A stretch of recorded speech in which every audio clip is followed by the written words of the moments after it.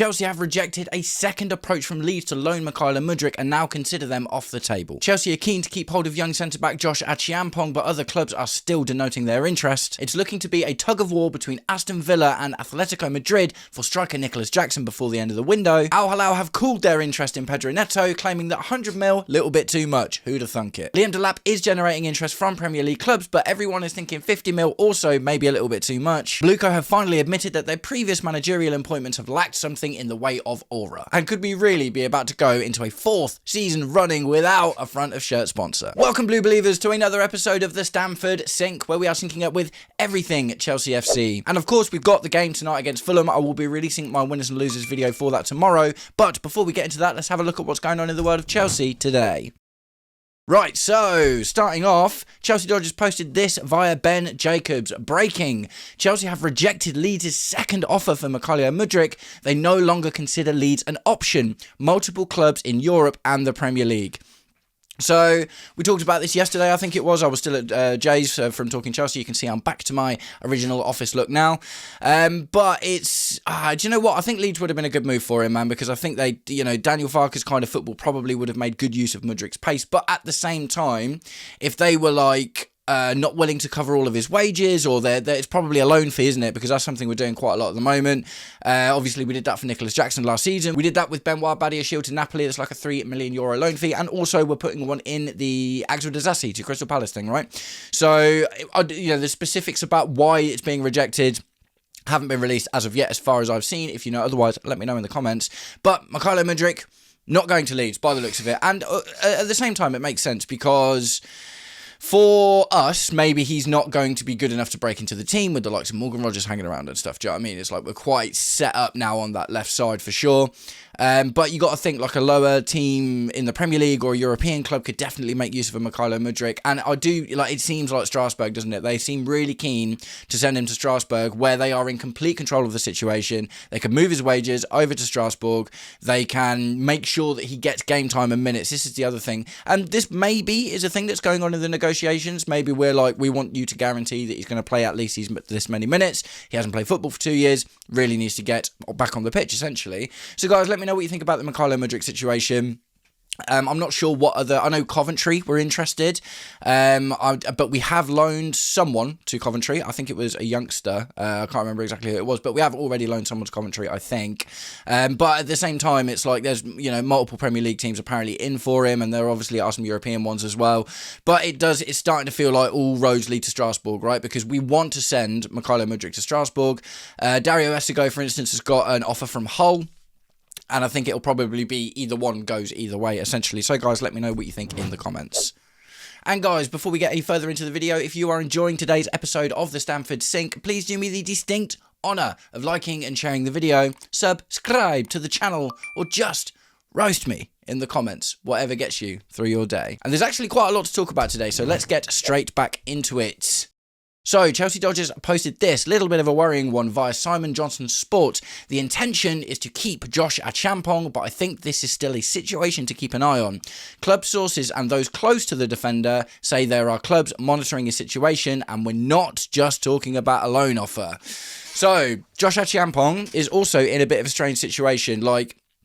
A loan feels like, if he's going to go anywhere, a loan feels ideal when you think about, Levi Colwill got his loan out to Brighton and came back like a made player, and Mason Mount is loaned to Derby all those years ago, and Fikayo Tomori got straight back into the first team, albeit with the transfer ban, but still, it was really, really good for their development. Josh Acheampong could easily get a solid Premier League loan, I think, but if it's not just talking about a loan offer, the only way I see that working is if we put a very, very, very favourable buyback option in it, right? And then you might be looking at seeing Josh Acheampong out of the team for a couple of years and bringing him back when he's kind of, if he develops the way you would want him to, and having the option to bring him back year on year rather than just going with some sort of loan. So, look, I don't think anyone wants to see Josh Acheampong leave the club, but I think there is an acceptance between a lot of us that it's a real worry if he stays in the team and doesn't get minutes. He's been crawling up in minutes over the last couple of seasons under Enzo Maresca especially. But even Liam Rosenior didn't really give him loads and loads and loads of opportunities, right? Which seems like a really strange thing when he looks like such a good player. But at the same time, is it something to do with the on and off nature of his performances? Because 1 minute there's a Liverpool performance where he's absolutely outstanding, and then maybe in the next performance he isn't quite so on it. We saw something similar in pre-season. He made a couple of appearances in the first few games and didn't exactly set the world alight. But then he comes into the AC Milan game and looks absolutely phenomenal, and it's just like, that's the guy that you want. So I think the thing with Josh Acheampong is like, the player is in there, but he needs consistent game time. This is literally like the crux of it all. He absolutely needs consistent game time.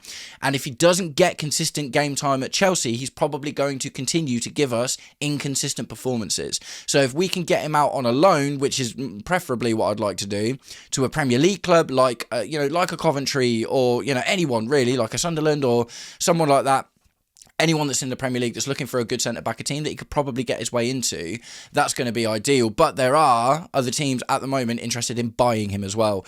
I know that Crystal Palace were interested in buying him a little while ago. That he was mentioned in the discussions vis-a-vis Maxence Lacroix. Obviously, we said no to the sale of Acheampong, and that's obviously why they've gone for Disasi instead.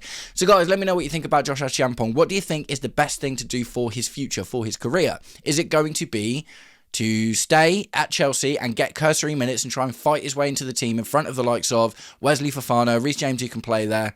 Or is the best thing to do to send him out on a loan? Or is the best thing to do to sell him with a buyback clause? Like, I don't think many people will agree with that. I think essentially a sale with a favourable buyback clause, I could see this being a loophole to get outside of the loan system that Blueco will try and exploit at some point in the future, because every time Blueco exploit a loophole, it's not even just Blueco, it's Chelsea. Like, we did it with the loan army years ago under Roman Abramovich. They always come in after us and be like, okay, we're going to close that down. But Blueco, it happens all of the time. Amortization, the loan stuff, obviously, is a big thing as well. And now there's the swap deal thing that's been closed down, because we've been doing a lot of these kind of like, we'll sell you this guy and you sell us this guy. We both get the profit on our books, and they're just changing rules all of the time. Oh, excuse me. So I can see Blueco looking to exploit this as a future loophole, with sales with favourable buyback clauses essentially becoming like a more intense version of a loan. So guys, let me know what you think pertaining to Josh Acheampong and what you think we should do with the lad. So moving on, Chelsea Dodgers posted this via Fabrizio Romano. We're going to talk about Nicholas Jackson. This week for Nico Jackson is going to be busy. Aston Villa are trying for him. Atletico Madrid are also trying and are prepared to make a big sacrifice financially. It's going to be a big battle for him. Chelsea say permanent or nothing. So it feels like, and maybe this was part of the agreement, like, because obviously we had 65 mil for Nicholas Jackson in terms of the discussions that went on between Morgan Rogers when Badad Igbali went to talk to the Aston Villa owner about all of that. And it feels like, and there's also something kind of got leaked a little bit, or someone let it slip, that it's like they are expecting Aston Villa to go in for Jackson in the final hours of the window. And like I say, that's because of the 45-day thing. We announced Morgan Rogers on the 18th of July. The 1st of September is the 46th day, essentially. So that would be the point where they'd be able to register the profit from the Morgan Rogers sale and amortise any price for Nicholas Jackson over the course of the contract that they give him. But Atletico Madrid are apparently really, really interested. So this only works if Atletico offer more money, or they offer the same money, and Nico Jackson says, I'm not going to Aston Villa, I want to go to Atletico Madrid. So it'll be interesting to see how this one kind of pans out. I do still feel like Aston Villa, obviously they're negotiating for the Ollie Watkins Al Hilal thing at the moment, because the original bid was like 45 million euros, I think it was. And Aston Villa are like, no, we want more than that for him. But Al Hilal apparently really keen on Ollie Watkins. So could they find themselves in a situation where the Ollie Watkins money kind of pays for almost all of Nicholas Jackson? And depending on how much they want him, like, the interesting thing in this tweet here is Atletico Madrid are also trying and prepared to make a big sacrifice financially. We're like, what does that mean? Essentially, is this going to loosen their kind of want to keep hold of Julian Alvarez? Maybe. Is there some sort of option there where they're like, all right, we'll get Nicholas Jackson for 70 mil, sell Alvarez to Barcelona, albeit the Atletico president has come out and been like, absolutely not, he's not going anywhere. He did feature on the bench. I'm not sure if he came on, but for Atletico Madrid's first game of the season, it just feels like this next week is going to be absolutely wild. It is literally a week, pretty much until transfer. I think it's next Tuesday, transfer deadline day. So it feels like a lot's going to happen this week. And I just, like I said, up until recently, I thought the Atletico Madrid stuff was cursory, to be honest, because it said they'd inquired about him. But what we're hearing now is like they are every day. They are like, how can we make this happen?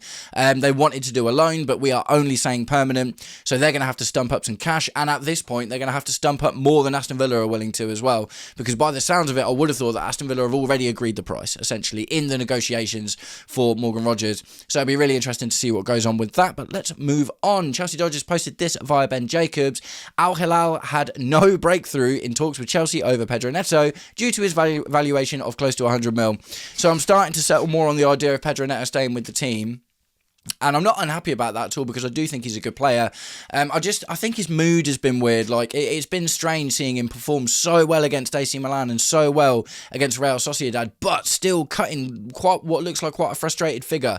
100 mil's wild, man. Absolutely wild. I do understand it when, there's talks about, Crescencio Somerville went for like a huge amount of money to Al Hilal. You've got the likes of Bradley Barcola for 150.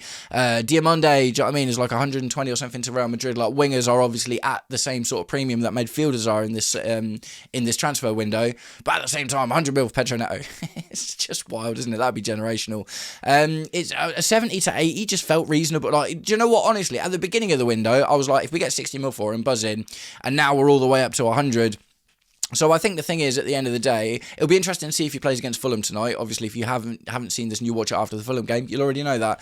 But it'll be interesting to see if he plays against Fulham tonight, because he has played so well as a wing-back in the last games that he has, and seems like he could be a really solid option for that role. But whether he wants to play that role or not is, that's the question, isn't it? Because, like I say, he has cut quite a frustrated figure. Either way, I don't think there's any chance of us getting 100 mil for him, so we'll have to see what happens with that one. Moving on, Chelsea Dodgers posted this via Tabuto and the Standard Sport. Liam Delap is attracting interest from Nottingham Forest, Everton and Ipswich, but Chelsea's 50 million valuation is proving an obstacle in negotiations. No surprises there to anyone, really, is there? So are Chelsea just playing chicken with all of these players now? Like, with the Enzo Fernandez thing, like, I get it, do you know what I mean? Because it's such a huge amount of money.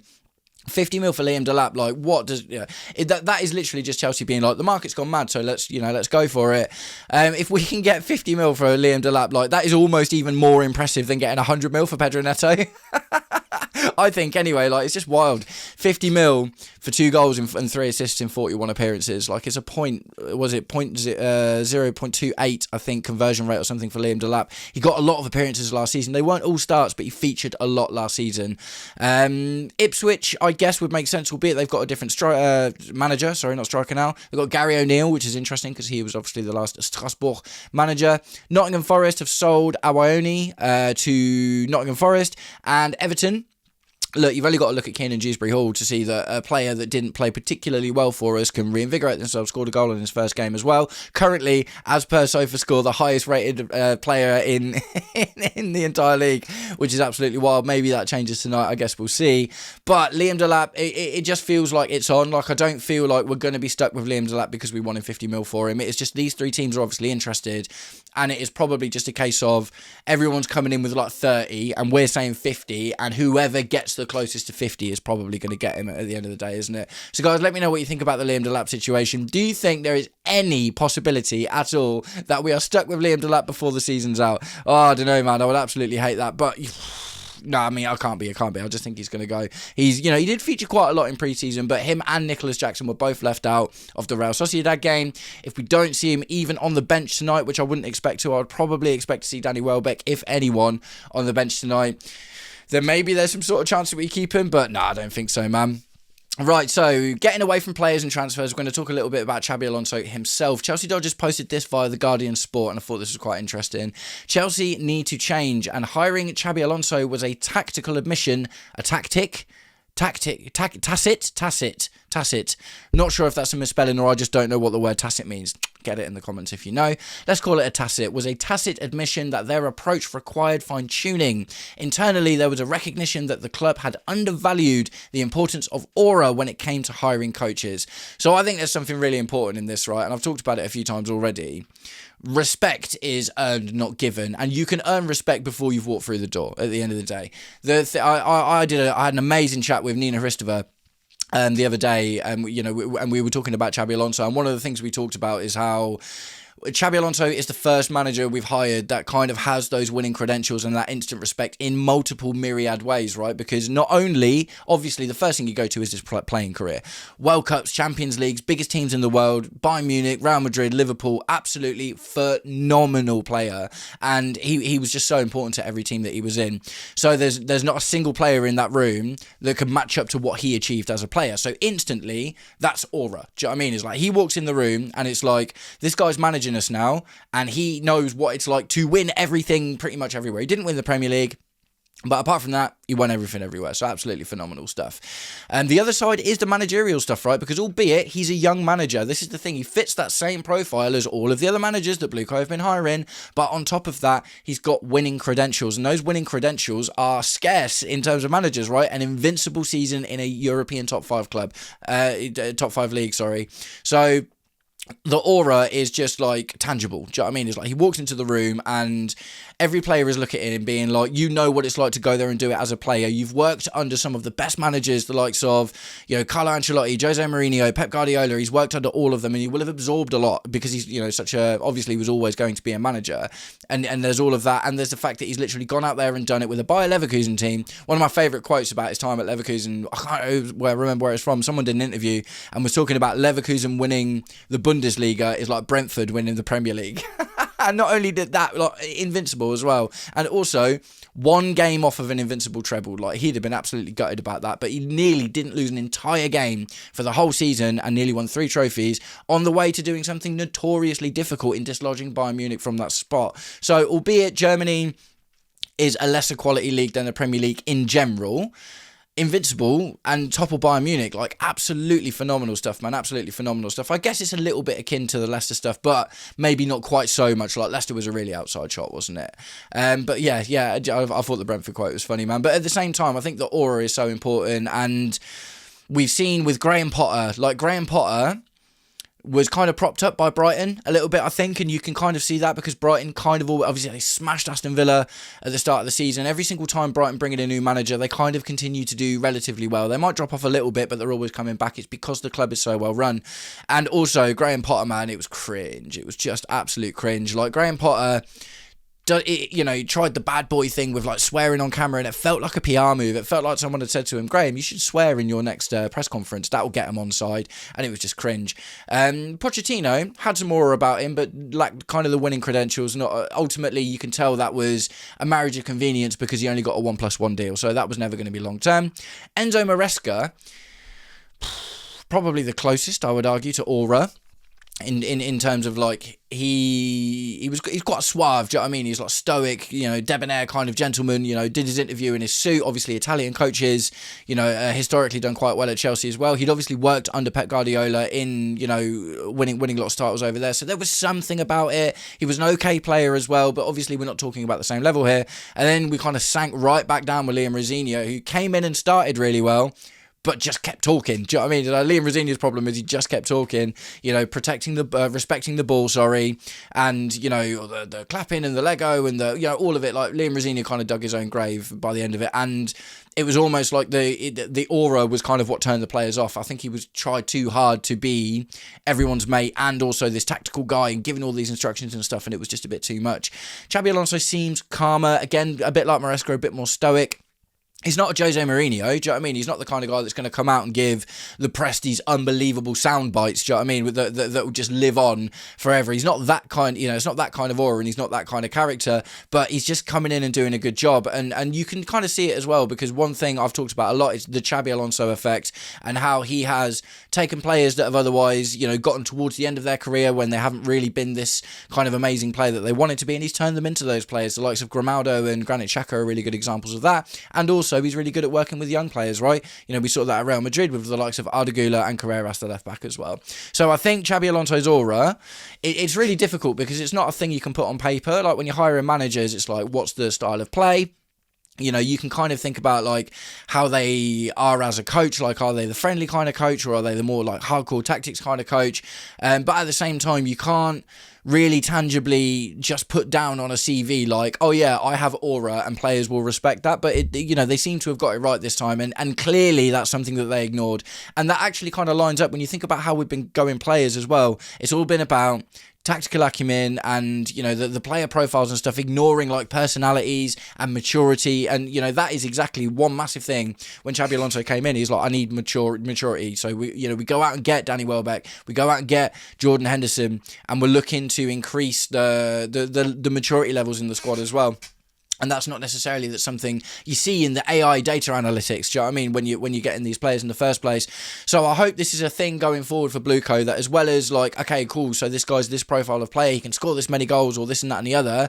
There's also, what's his personality like? You know, how is he around other people? What do his mates think of him? What do his coach and the coaching staff at his current club think of him in terms of being a professional? So look, you know, I think that this is probably the biggest change we've seen from Blueco, and I want to know what you guys think about it in the comments.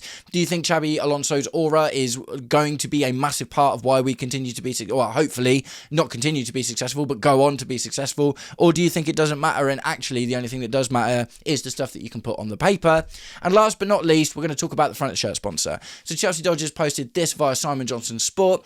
FOS sponsor, I was under the impression that something was getting very close with one company earlier in the summer, but that seems to have gone quiet now. Chelsea is still working on finding the right partnership and have a value in mind for a long-term deal. So this feels like what they were trying to do since the beginning. Like, they wanted to get a long-term deal, which is why we were turning down these ones. Like, we want like a 5-year deal with like 100 million a year or something like that. We want one of a big sponsorship deal, and for whatever reason Blueco are like, we're not signing anything long-term or even short to mid-term. Well, short-term they've done, but we're not signing anything mid to long-term until we get what we want. And they're quite happy, you know, until they get to the end of the season and they're like, right, we need to bring a bit of cash in, let's hit up Infinite Athlete and Damac and, you know, the AI company that we had on the shirt last season that was horrible, by the way. Didn't like that at all. So they're obviously looking for the perfect right sponsor. Now, up until this season, I've found it quite irritating. It's like, bro, just get a sponsor. After the first 2 seasons, it was like, bro, just get a sponsor. Do you know what I mean? I like the shirts without the sponsor, but at the same time, it's like, get the money in because it will just help, won't it? Not getting one this season, unless someone comes in with the right one, I actually think is a smarter idea, because look at the opening weekend of the Premier League, man. It's not to say it's indicative of how it's going to go. Liverpool struggled against Newcastle, got the draw. Aston Villa got battered by Brighton. Man United got battered by Hull. Man City struggled to get over the line just right at the end against... who was it they were playing? I can't remember, but obviously it was like 2-1. Do you know what I mean? It was literally 2-1 right at the end of the game. So that, you know, the top 4 is so open. Well, you know, you would expect Arsenal to go on and win the league based on where they are. That's fair enough. But getting into the Champions League doesn't seem like this absolute mountain at the moment. It feels like any level of consistent performances throughout the season from a top club will probably get us there. Oh yeah, and obviously Tottenham lost as well. Jokes. Absolutely love it. But in terms of that, when you think about that, like, we should have got the sponsor after we won the Club World Cup, because we were in the best position to then, but evidently they didn't have the one on the table. But if we get one now, and it's like a 3-4 year deal, and we get into the Champions League at the end of the season, we win a domestic cup or something, which it looks like we're primed to be able to do, then you are going to miss out on potentially something bigger. Because if we get into the Champions League and win a domestic cup, and the team is looking fire, and it's all going well with Xabi Alonso, and we look like we seriously, genuinely might be able to go in for a title challenge next season, then better sponsors are going to come along, and they're going to believe in the project a little bit more, right? So I do kind of understand it. And for this season in particular, unless someone comes in that is the perfect sponsor, I get it a little bit more. And I would expect us to go throughout most of the season without a sponsor, maybe pick one up for a few quid at the end of the season. But let me know what you think about that as well. And guys, I want to ask a quick question. Who would your perfect sponsor be? If you could have any company on the front of the Chelsea shirt, let me know in the comments who you'd have. And guys, we're going to start wrapping the video up right there, but I want to know what you think about everything that we've talked about today. Mykhailo Mudryk has now had 2 loan bids from Leeds turned down because they're just not willing to meet whatever parameters Chelsea want, and it's probably a loan fee, isn't it, at the end of the day? Josh Acheampong, Simon Johnson thinks it's a story to watch. Now, like as I said, guys, this is a massive one, I think. Like, let me know what you think. I would be happy for him to go out on loan. I wouldn't hate a sale with a very, very, very favourable buyback clause. And if he stays with the team, he needs to get minutes, right? So, you know, all of them seem a little bit crazy at the moment. What do you think is going to happen out of those? Nicholas Jackson is expected to be in a tug of war between Atletico Madrid and Aston Villa, so it'd be interesting to see what happens with that. Looks like we're having a little bit of issue selling Liam Delap for 50 mil, and like the Pedro Neto thing, not really a surprise. Blue Co have admitted that they have missed aura, essentially, in all of their managerial appointments, and I for one agree with them. And Chelsea might be about to enter another season without a front of shirt sponsor, but like I say, I kind of get it this time. It makes a little bit of sense. If we really are successful this season, then maybe we can get that amazing shirt sponsor at the end of the season after getting into the Champions League, maybe winning a domestic cup. And let me know, if you could have any company sponsor Chelsea and be on the front of the shirt, who would it be? Nice one, guys. I'm going to start wrapping the video up there. Thanks very much for sticking around until the end of the video if you did. And if you've got time, go and check out this video that I did with Nina Hristova, where we talked about all things Xabi Alonso. Take it easy. Peace.